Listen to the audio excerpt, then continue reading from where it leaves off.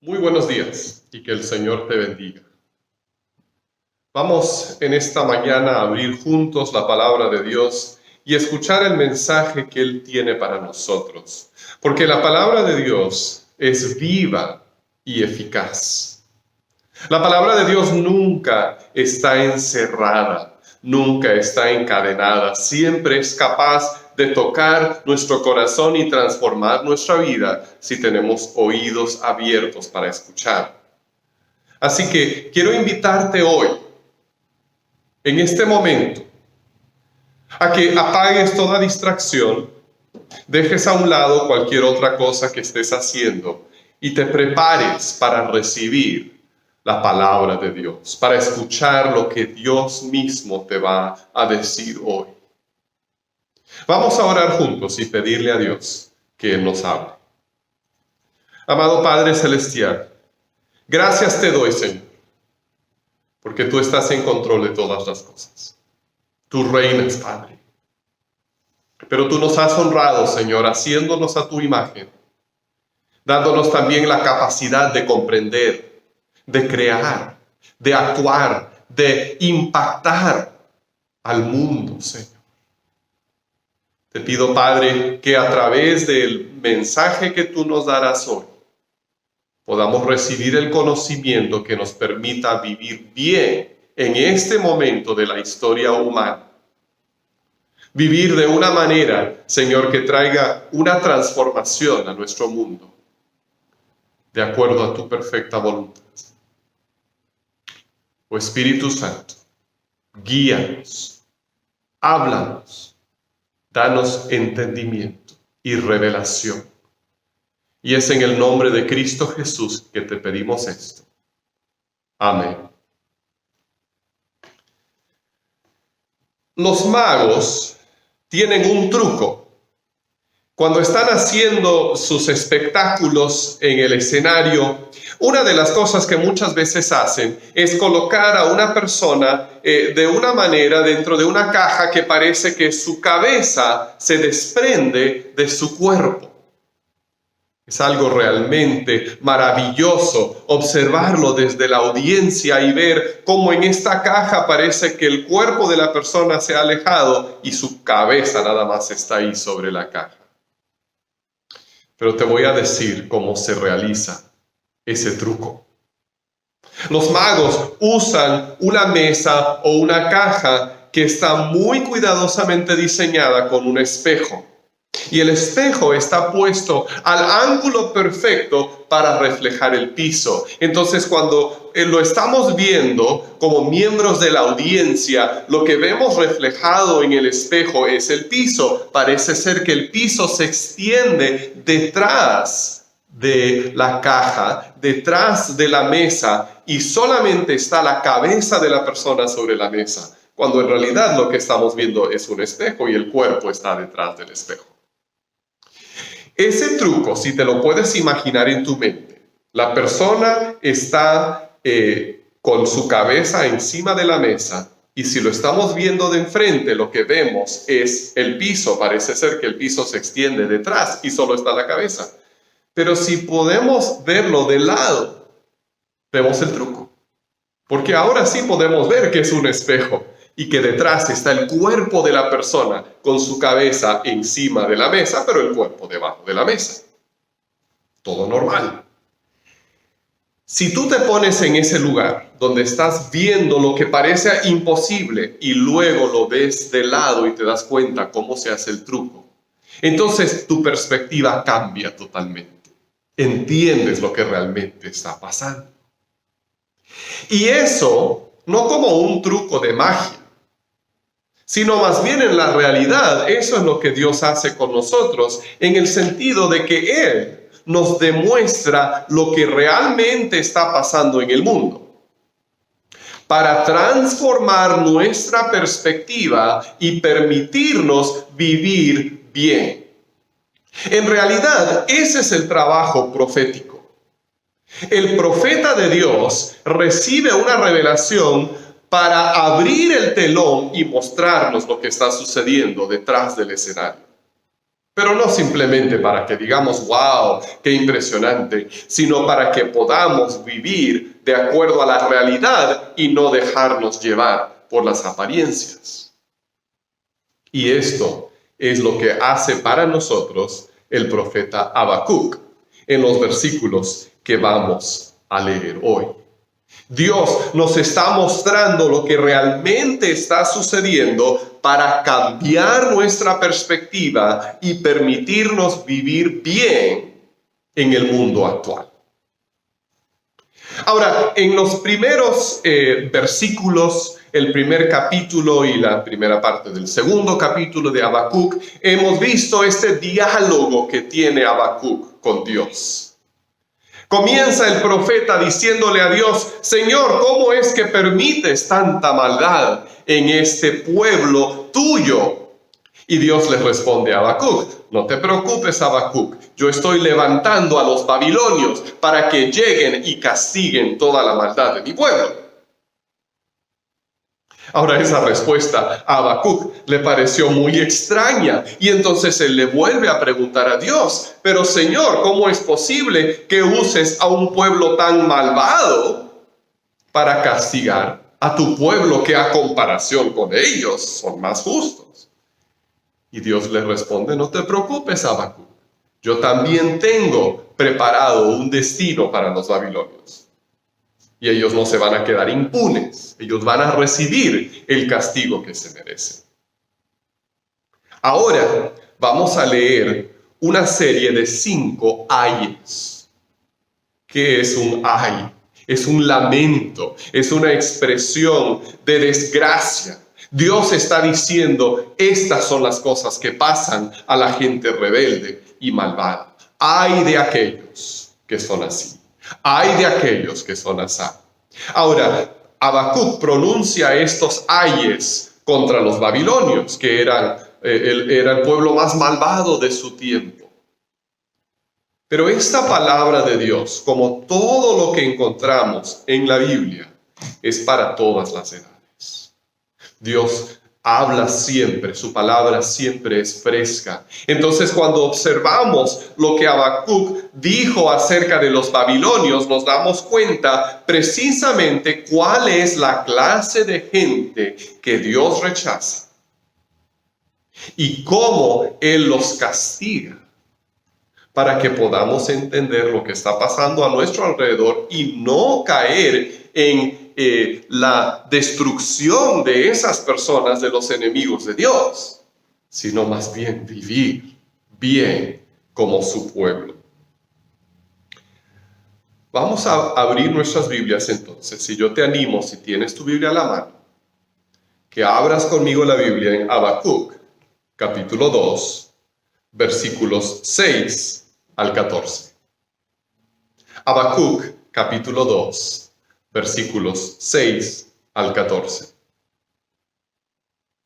Esto es lo que dice la palabra de Dios. Y estos lo harán objeto de burla en sus sátiras y adivinanzas. Ahí la palabra estos se refiere en el versículo anterior a todas las naciones que los babilonios habían maltratado.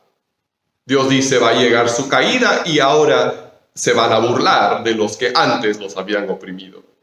Y esa es la burla que Dios pone en labios de estas naciones. Ay del que se hace rico con lo ajeno y acumula prendas empeñadas. ¿Hasta cuándo seguirá con esta práctica? ¿No se levantarán de repente tus acreedores? ¿No se despertarán para sacudirte y despojarte con violencia? Son tantas las naciones que has saqueado, que los pueblos que se salven te saquearán a ti.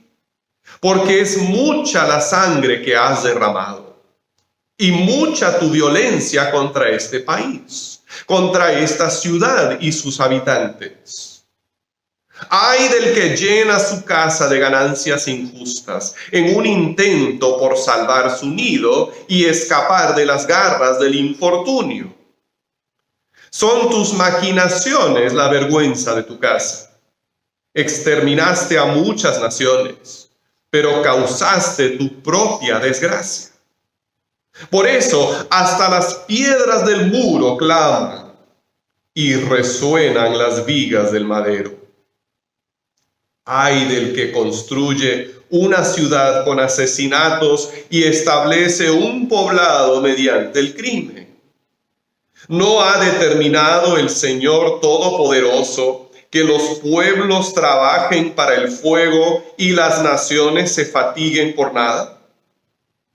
Porque así como las aguas cubren los mares, así también se llenará la tierra del conocimiento de la gloria del Señor. Vamos a considerar estos versículos y luego vamos a continuar para leer lo que viene enseguida. Aquí están en este pasaje los primeros 3 ayes contra los enemigos de Dios y luego una expresión de la realidad de quién es Dios. El primer ay dice: ay del que se hace rico con lo ajeno y acumula prendas empeñadas. Lo que descubrimos en este ay es que Dios trae la quiebra sobre el que se enriquece aprovechándose de los demás. Los babilonios se enriquecían con violencia. Hay una manera correcta de enriquecerse, o por lo menos de tener una solvencia económica. Cuando uno trabaja honradamente, cuando hace un buen trabajo y recibe el sueldo que se merece, entonces podemos ir poco a poco juntando algo y teniendo algo también. Y eso Dios lo bendice. Pero la persona que trata de enriquecerse aprovechándose de los demás, tarde o temprano, dice Dios, va a quedarse en la quiebra. Los babilonios se enriquecían con violencia, conquistaban naciones, tomaban lo que ellos mismos no habían hecho. Eran como aquellos prestamistas que dicen: oh sí, mira, dame tu abrigo en garantía y yo te presto esto. Pero cuando la persona regresaba con el dinero para pagar, el prestamista decía: ay, lo siento, pero es que no calculaste bien los intereses, ahora me debes el doble, y se quedaban con la prenda. Como los que ahora toman el título de algún auto o incluso de una casa y dicen: sí, fácil, te prestamos este dinero, sabemos que tú lo necesitas, pero cuando llega el momento de rescatar, de redimir lo que se había empeñado, de repente los intereses han subido hasta el cielo. Y por más que la persona pague lo que se le había prestado, pero no logra recuperar lo que se había empeñado. Esta es la clase de injusticia que hacían los babilonios y es la clase de injusticia que vemos hasta el día de hoy en algunas sociedades, incluso la nuestra. Ahora, es muy fácil que nosotros veamos eso y digamos: es que así tiene uno que salir adelante. Mira, si ellos andan aprovechándose de la gente de esa manera, pues yo, ¿qué voy a hacer? Tengo que hacer lo mismo para que yo también pueda tener algo. Pero Dios te está diciendo, está abriendo el telón y diciéndote: mira, esto es lo que realmente está pasando. Esa gente solo está acaparando tristeza, quebranto para sí mismos. Porque entonces dice Dios a los babilonios: ustedes que toman prestado pero nunca regresan, un día se van a levantar sus acreedores y se van a burlar de ustedes. Y lo que ustedes han hecho volverá sobre ustedes. Son como los que escupen al viento y el viento lo trae todo de regreso sobre uno. Así trabaja la justicia de Dios. Hay un principio muy importante que se refleja varias veces en estos años. Y es que la justicia de Dios es una justicia que vuelve al culpable lo que él mismo ha hecho. En otras palabras, hace caer sobre la cabeza del culpable su propia acción. Entonces los babilonios, que habían tomado muchas cosas y se habían enriquecido injustamente, de repente se les cobraría todo lo que habían hecho. Y lo mismo para ti y para mí. Si nosotros sembramos violencia, vamos a cobrar violencia. Se pueden multiplicar ejemplos de organizaciones, de familias, de naciones que se han enriquecido por la violencia. ¿Y qué sucede? La violencia les viene encima también a ellos. Entonces, si no quieres que tu familia caiga bajo la violencia o la maldad o que se aprovechen, entonces no te aproveches tampoco. No seas violento, porque lo que tú siembras es lo que vas a cosechar. Así trabaja la justicia de Dios. Dios trae la quiebra sobre el que se enriquece aprovechándose de los demás. En el segundo ay, en los versículos 9 al 11, descubrimos que Dios trae la destrucción al que se trata de proteger con injusticia. Los babilonios se sentían seguros porque tenían una gran ciudad con grandes ejércitos, aplastaban ferozmente cualquier clase de resistencia. Ellos se sentían seguros, pero esa misma seguridad sería su derrota. Ay del que llena su casa de ganancias injustas en un intento por salvar su nido. ¿Te das cuenta? Ellos se sentían seguros porque eran violentos, porque eran injustos, pero un día todo eso se volvería en su contra. Y esa misma violencia que ellos habían tratado de usar para su propia seguridad se convertiría en su destrucción. No te hagas de los instrumentos que usa el mundo para tratar de protegerte, porque la maldad se destruye a sí misma. La maldad se autodestruye. Entonces, si tu confianza está en alguna clase de maldad o de violencia o de conexiones, de repente te protejan por un tiempo, pero todo eso vuelve sobre ti. Y eso significa también que solamente tenemos que esperar para ver la destrucción de nuestros enemigos. A veces el justo sufre. A veces sufrimos injusticias. Pero tarde o temprano esas personas van a recibir en su propia casa lo que ellos están sembrando en la casa de otras personas. Dios destruye al que se trata de proteger con la injusticia. Y el tercer ay nos dice que Dios frustra los planes de los que se esfuerzan sin Él. El versículo 12, ay del que construye una ciudad con asesinatos y establece un poblado mediante el crimen. ¿No ha determinado el Señor Todopoderoso que los pueblos trabajen para el fuego y las naciones se fatiguen por nada? Lo que Dios nos está diciendo es que cuando levantamos algo grande, pero lo hacemos con violencia y con maldad, va a terminar en la nada.